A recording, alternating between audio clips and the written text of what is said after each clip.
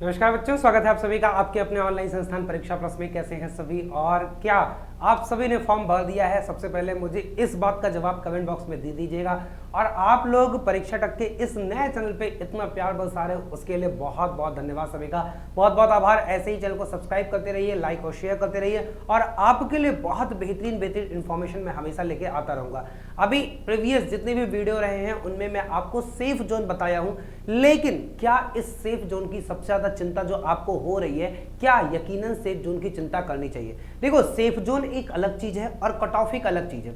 आप लोग safe zone और कट ऑफ को दोनों को मिक्स कर दे रहे हो, इस कारण से आपके दिमाग में बहुत सारी एम्बिग्युइटीज आ रही हैं और दोनों को मैं इस सेशन को समझाने वाला हूं। और साथ में क्या जो सिलेक्शन लेना है, क्या फॉर्म भर देने से आपका सिलेक्शन हो जाएगा? आप मुझे कमेंट करके बताना। अगर मैं यहां पे गलत हूं तो मुझे कमेंट करके करेक्ट करना। आप मुझे बस इतना बता दो, मैं कह रहा हूं कितना भी सेफेस्ट जोन आप ले लीजिए, क्या बिना पढ़े आपकी तैयारी हो जाएगी? क्या बिना पढ़े आपका सिलेक्शन हो जाएगा?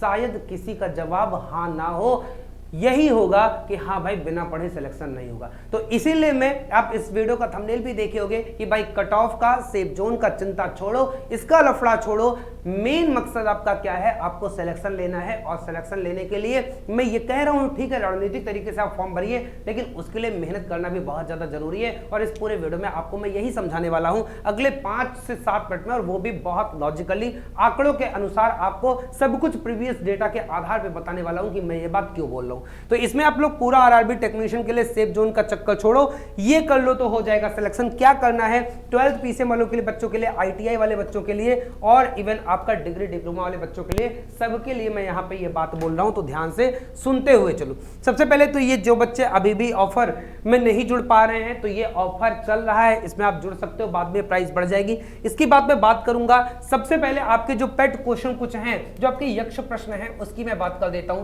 क्या आपने फॉर्म भर दिया है? एक बार मुझे इसका उत्तर कमेंट बॉक्स में करके बताइएगा। दूसरा, कट ऑफ की चिंता क्यों ना करें, ये मैं आपको समझाने वाला हूं कि आखिर आपको कट ऑफ की चिंता क्यों नहीं करनी है। क्या सेल्फ स्टडी से सिलेक्शन हो सकता है? कितने घंटे पढ़ना जरूरी है? और एग्जाम की डेट क्या है? सारी चीजें मैं आपको यहां पे बताने वाला हूं, तो इसका उत्तर आपको देना है। दूसरा उत्तर मैं आपको दे रहा हूं क्यों आपको कट ऑफ की चिंता नहीं करनी है। ये 2018 का अगर आप देख पा रहे हो, CN 1 2018 assistant loco pilot and technician, पिछली बार दोनों वैकेंसी कंबाइन होकर आई थी। सेम आपका पेपर हुआ था, CBT1 CBT2 दोनों का कॉमन था। और पिछली बार जो पार्ट बी था वो टेक्नीशियन वाले बच्चों को देना पड़ा था, जिसमें बेसिक साइंस एंड इंजीनियरिंग भी आपका क्या था, पूछा हुआ था। तो इसलिए बच्चे क्या था, उसमें बेसिक साइंस और इंजीनियरिंग भी दिए थे। थोड़ा सा पार्ट आपका क्या था, थोड़ा सा पार्ट आपका यहाँ पे मैं थोड़ा सा जूम करके दिखा दूं, शायद आपको ये क्लियर ना दिख रहा हो, है ना। हालांकि इन आंकड़ों से बहुत ज्यादा मतलब नहीं है, बस मैं आपको दिखाना एक डेमो पर्पस से इसे लेके आया हूं। अब आप इसे सही से देखिएगा।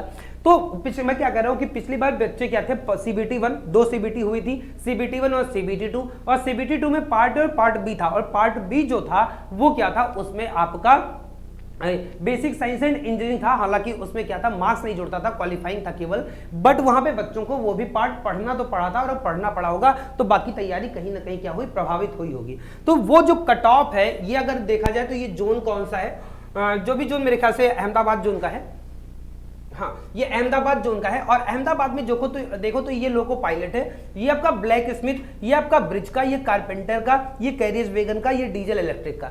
ये मैं क्यों दिखाना चाह रहा हूं, इसलिए दिखाना चाह रहा हूं कि सभी के जितने भी ITI, क्योंकि इस बार तो आपका टेक्नीशियन अलग है, इस बार तो आपका टेक्नीशियन ग्रेड 3 है सब में, और ग्रेड 3 में सारे ही क्या है, चाहे ब्लैक स्मिथ हो, चाहे ब्रिज हो, चाहे कारपेंटर हो। क्लियर नहीं दिख रहा होगा तो कोई बात नहीं, मैं जो बोल रहा हूं उसे समझिएगा। ये कैरियर्स एंड वैगन हो गया, ये डीजल इलेक्ट्रिक हो गया। हम केवल इसकी बात करें तो ये सारे अलग अलग जो भी कट ऑफ आपके आए हैं, आप देखो सबके कट ऑफ क्या है, सबके कट ऑफ अलग अलग लगे हैं। तो ये मान लीजिए अहमदाबाद जोन का है। ऐसे ही अगर मैं आपको दिखाऊं तो बेंगलोर जोन का, ये जो मैं आपको यहां पे लेके आया हूं, ये आपका बेंगलोर जोन का है। इसमें कहीं लिखा भी होगा RRB BNC, ये बेंगलुरु है ना। तो यहां पे अगर आप देखोगे इस जोन का है, और इस जोन में भी कट ऑफ देखोगे तो आपका technician grade, bridge, black smith, carpenter, इन सब के कट ऑफ अलग अलग लगे हुए हैं। और ये अनरिजर्व के 40 लगे हुए हैं। ये CBT1 का बेटा, ये 100 नंबर में नहीं है, ये आपका 70 नंबर में है, 75 नंबर में है। पिछली बार आपका जो CBT1 हुआ था 75 क्वेश्चन का हुआ था, तो 75 में आपका 40 है, उस हिसाब से आप परसेंटेज लगा लीजिएगा। लेकिन मैं आपको बस इतना बताने वाला हूं बेटा कि कट ऑफ की चिंता आपको क्यों नहीं करनी है। वो इसलिए नहीं करनी है क्योंकि जो कट ऑफ आपका निकलेगा टेक्नीशियन की वैकेंसी में, पहली बात तो ये क्या निकलेगा, पहली बात ये जोन वाइज निकलेगा, और जोन वाइज के साथ साथ ये क्या निकलेगा, ये आपका ट्रेड वाइज निकलेगा। जोन वाइज के साथ साथ क्या होगा, ये ट्रेड वाइज होगा, और ये दोनों, ये जोन वाइज और ट्रेड वाइज के चलते इसमें कट ऑफ का प्रेडिक्शन करना बहुत मुश्किल हो जाएगा। हो सकता है किसी जोन में, किसी पर्टिकुलर जोन में, मैं एक एग्जांपल के लिए ले लूं कि मुंबई जोन में हो सकता है कि किसी पर्टिकुलर ट्रेड का कट ऑफ बहुत हाई चला जाए, तो उसी जोन में हो सकता है कि किसी दूसरी ट्रेड का कट ऑफ काफी कम हो जाए। तो आप ये नहीं बोल सकते हो कि किस जोन का कट ऑफ हाई जाएगा तो किस कम जाएगा। फिर आप ये बोलोगे सर आपने सेफ जोन क्यों बताया, इसीलिए बेटा अगर आप मेरी एक एक वीडियो देखोगे तो अब समझ में आएगा मैं इतना स्टैटिस्टिकल डेटा क्यों वहां पे कैलकुलेट कर रहा था, क्यों मैं आपको बता रहा था, क्योंकि मैं जोन वाइज और ट्रेड वाइज आपको मैंने क्या बताया है, आपको सेफ जोन बताया है कि जिस कौन से ट्रेड के लिए कौन सा जोन सेफ होगा, इस कारण से। बट रही बात अगर कट ऑफ की, तो कट ऑफ केवल फॉर्म भर देने से डिपेंड नहीं करता, इसके पेपर पे डिपेंड करता है और आपकी तैयारी से। और 100 की सीधी एक बात मैं आपको बता दूं, आप अगर मेरी वीडियो देख के सेफ जोन भर दियो तो निश्चिंत रहिए कि आपको इसका फायदा मिलने वाला है। और अगर आपने अभी भी वो वीडियो नहीं देखी है तो आप प्लेलिस्ट में जाएंगे आरआरबी टेक्नीशियन 2024 के इसी चैनल पे, और उसमें सारी वीडियो आपको मिलेगी कि जो आपका मैंने सेफ जोन बताया है उससे आप देख लीजिए और फॉर्म भर दीजिए। और उस सेफ जोन से आपको फायदा ये होने वाला है कि अब आपका क्या हो जाएगा, थोड़ा बहुत तैयारी जो करोगे वो एक पॉजिटिव माइंड के साथ एक सेफ जोन में आपने फॉर्म भरा हुआ है। लेकिन एक बात समझिएगा कि केवल सेफ जोन में फॉर्म भर देने से आपकी तैयारी नहीं हो जाएगी, आपका सिलेक्शन नहीं हो जाएगा। उसके लिए आपको क्या करना पड़ेगा, मन लगा के पढ़ना पड़ेगा, और आपको सेफ स्कोर की चिंता करनी पड़ेगी, सेफ जोन की नहीं। और सेफ स्कोर के लिए मैं आपको बता दूं, जिस हिसाब से कंपटीशन चल रहा है, 3 साल का रिलैक्सेशन मिल गया है, कम से कम 65 से 70%। और दूसरी बात यह है कि केवल CBT 1 है, और CBT 1 है तो 65 से 70% क्या है, यहां पे काम नहीं चलेगा। ये फाइनल ही आपका स्टेज है, एक ही स्टेज में आप DV पे पहुंच जाओगे। इस कारण से 75 से 80% आप टारगेट लेके चलिएगा। पिछली बार की वैकेंसी भी नहीं है, तो इतना स्कोर करना आसान नहीं है। ये मैं दूसरी वीडियो में आपको ये बताऊंगा कि किस प्रकार से आपको इतना स्कोर करना है, कैसे आपको यहां पहुंचना है। उसके लिए आप चैनल सब्सक्राइब कर लो और अगली वीडियो में इसके बारे में लेके आऊंगा। बट आपको 75 से 80% आप टारगेट बना लो, आप किसी भी जोन से भरे होगे आप सेफ रहोगे, इस बात का ध्यान दीजिएगा। बट फिर भी कई बार क्या होता है कि 75-80 बहुत बड़ा टारगेट होता है, इतना आसान नहीं होता। 100 नंबर में अगर बात किया जाए 100% में 75-80, तो फिर हम सेफ जोन देखते हैं ताकि हमें 1-2 नंबर का 1-2% का रिलैक्सेशन मिल जाए। बट इसका मतलब ये नहीं कि 75-80% अगर मैं सेफ बोल रहा हूं तो 55 पे ही आपका सिलेक्शन हो जाएगा, इसका मतलब ये भी नहीं, आपको पढ़ना पड़ेगा। अब तीसरा क्वेश्चन, क्या सेल्फ स्टडी से सिलेक्शन हो सकता है? बिल्कुल हो सकता है, सेल्फ स्टडी से बिल्कुल सिलेक्शन हो सकता है, लेकिन आपके पास रिसोर्सेज बढ़िया होने चाहिए। आप दिन के 12-12, 15-15 घंटे पढ़ो और आप चुनिंदा चीजें पढ़ो, आप भटकाव की स्थिति में मत आओ, और आपका एक्सपीरियंस होना चाहिए खुद की सेल्फ स्टडी में, आपका सिलेक्शन बिल्कुल हो जाएगा। लेकिन उसके लिए आपको बहुत ज्यादा मेहनत करनी पड़ेगी, बहुत रिसर्च करना पड़ेगा, मटेरियल को जुटाना पड़ेगा, तमाम किताबें खंगालनी पड़ेंगी, बहुत सारे नोट्स बनाने पड़ेंगे। इसमें आपका क्या होगा, अतिरिक्त समय जाएगा, और समय है आपके कॉम्पिटिशन का, प्रतिस्पर्धा का। हर दूसरा बच्चा, हर आपका साथी जो तैयारी कर रहा है वो आपका दोस्त नहीं, वो आपका दुश्मन है। आपका ही पद छीनने के लिए आपके साथ तैयारी कर रहा है, हंस रहा है, खा रहा है, खेल रहा है, और आपका ही पद छीन लेके भाग जाएगा। आप सेल्फ स्टडी किताबें जुटाने के चक्कर में रहोगे और वो बढ़िया जगह से पढ़ के जो सिलेक्शन ले लेगा। और ये बात बिल्कुल सत्य है, जो आपको दोस्त लग रहा है वही कल आपका दुश्मन लगेगा, उसका सिलेक्शन हो जाएगा, आप उसे आंख नहीं मिला पाओगे। तो आपको डिसाइड करना है कि आपको सिलेक्शन लेना है या बगल वाले को लेने देना है। दूसरी बात, तो आप क्या सेल्फ स्टडी से हो जाएगा? बिल्कुल हो सकता है, किंतु इसके लिए बहुत एफर्ट और बहुत टाइम और पिछले 2-3 साल का एक्सपीरियंस, अगर आप पिछले 3-4 साल से तैयारी कर रहे हो तब। अगर आप फ्रेशर हो, अगर आप पहली बार तैयारी कर रहे हो, तो मैं बिग नो बोलूंगा, सेल्फ स्टडी से केवल आपका सिलेक्शन नहीं हो पाएगा। प्रतिस्पर्धा ना होती इतनी जबरदस्त तो मैं बोल भी देता, बट आजकल माहौल बहुत है, बहुत बड़ा कंपटीशन है, नए नए कंटेंट आ रहे हैं, नए नए रिसोर्सेस आ रहे हैं, नए नए टेक्निक्स आ रहे हैं, जो बच्चा उसे सीख रहा है वो ज्यादा अच्छा परफॉर्म करेगा और आप वहीं पे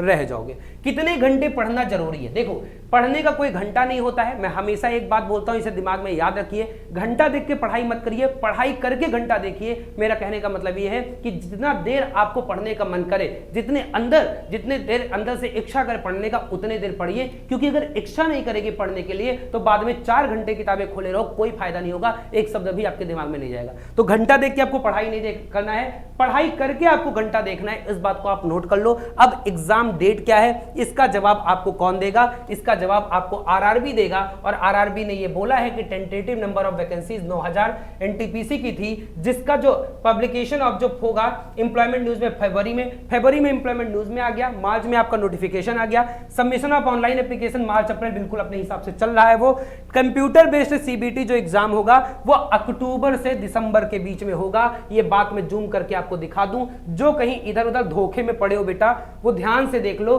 कि आपका जो पेपर होने वाला है वो कब होने वाला है, अक्टूबर में, या फिर कब होने वाला है, दिसंबर में होने वाला है। तो अक्टूबर से दिसंबर के बीच में कभी हो जाएगा, मार्च होली में निकल जाएगी, अप्रैल मई जून जुलाई अगस्त आप मान के चलो सितंबर, 6 महीने रगड़ के पढ़ दीजिए। क्या पढ़ना है आपको वो भी मैं आपको बता दे रहा हूं। पढ़ना आपको ये है, ये आप कट ऑफ की चिंता छोड़िए, अब आपको केवल ये सारे आंकड़े जो मैंने आपको बताए हैं ये वो आंकड़े हैं, और लास्ट में आके मैं आपको बता दे रहा हूं, आप अपना पैटर्न फॉलो कर लीजिए और उस पैटर्न के अनुसार आप अपनी पढ़ाई करना स्टार्ट कर दीजिए। अब आते हैं बात यहां पे, ये इतनी सारी बातें बताने के बाद आपको, जैसे मैंने बोला सेल्फ स्टडी, वो उनके लिए जो एक्सपीरियंस जो फ्रेशर हैं वो तैयारी कर सकते हो, और टीम परीक्षा प्लस आपके लिए मैं खुद पूरी टीम, इतनी इंजीनियरिंग की टीम है, मैं खुद आपका इलेक्ट्रिकल से आपका बीटेक और सारी चीजें आपको यहां पे मैं बहुत अच्छे से कवर कराने वाला हूं, चाहे साइंस का पार्ट हो चाहे मैथ्स का। मैथ्स में खुद पढ़ाऊंगा, साइंस आपको एमएससी फिजिक्स से नवीन सर है वो पढ़ाएंगे, रीजनिंग आपको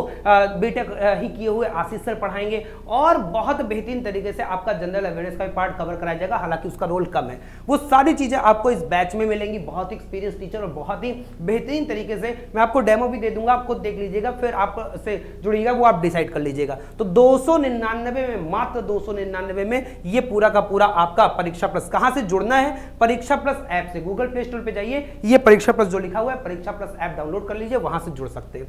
रही बात आपको पढ़ना क्या है, तो आपका फोकस किस पे होना चाहिए? आपका फोकस होना चाहिए इन 4 सब्जेक्ट पे, जिनमें 25-25 तो आपका मैथ्स और क्या पूछ रहा है, रीजनिंग, जिसमें 25-25 तो मैथ्स और रीजनिंग पूछ रहा है, और 25-40 आपका साइंस पूछ रहा है। ये 10th लेवल पे पूछेगा, मैं बता दूं बस 10th स्टैंडर्ड का जनरल अवेयरनेस केवल 10 पूछेगा। तो इसमें ये ग्रेड 3 वालों के लिए बता रहा हूं, आप देख सकते हो, मैं ग्रेड 1 वाले के लिए नहीं बता रहा हूं, उनके लिए वीडियो अलग से बना दूंगा। अगर आप ग्रेड 1 वाले हो तो कमेंट करके मुझे जरूर बताइएगा। बाकी आपको ये बताना है कि आप इसकी तैयारी के लिए कितना ज्यादा रेडी हो। इस 100 में आपको 80% टारगेट लेके चलना है, और इसके लिए मैं जल्दी से रणनीति आपको बताने वाला हूं। आप मुझे कमेंट करके बता दीजिए आपने फॉर्म भर लिया कि नहीं भर लिया, और एक चीज मुझे और बता दीजिए, क्या आपको आवश्यकता है कि मैं पूरे एक step by step form fill करके आपको दिखाऊं? हालांकि मैंने जितने भी आपको वीडियो बनाए हैं उन सारे ही वीडियो में मैंने आपको वो फॉर्म फिलअप का प्रोसेस दिखाया है, बट फिर भी अगर आप डिमांड करते हो तो मैं उस तरह से बना दूंगा, मुझे कमेंट करके बताना होगा। आप कमेंट में नहीं करोगे, मैं समझ जाऊंगा कि आपको नहीं चाहिए और मैं उसके लिए वीडियो नहीं बनाऊंगा। 1/3 नेगेटिव है, इस हिसाब से चलना है, और इसकी स्ट्रेटेजी मैं बहुत जल्द लेके आ रहा हूं। तो अगर इस वीडियो से आपको थोड़ा दिमाग में तसल्ली मिली हो तो सेशन को लाइक अवश्य कर दीजिएगा, चैनल को सब्सक्राइब अवश्य कर लीजिएगा, और मैं आपसे वादा करता हूं कि आपके बड़े भाई होने के नाते एक एक चीज, एक एक कॉन्सेप्ट आपका क्लियर करते हुए बहुत बेहतरीन सबकी तैयारी भी करवा रहा हूं, और एक एक चीज आपको बहुत बेहतरीन तरीके से जितने भी डाउट्स हैं वो सारे डाउट्स में क्लियर भी करूंगा। फिर मिलूंगा, बहुत बहुत धन्यवाद सभी का, बहुत बहुत आभार।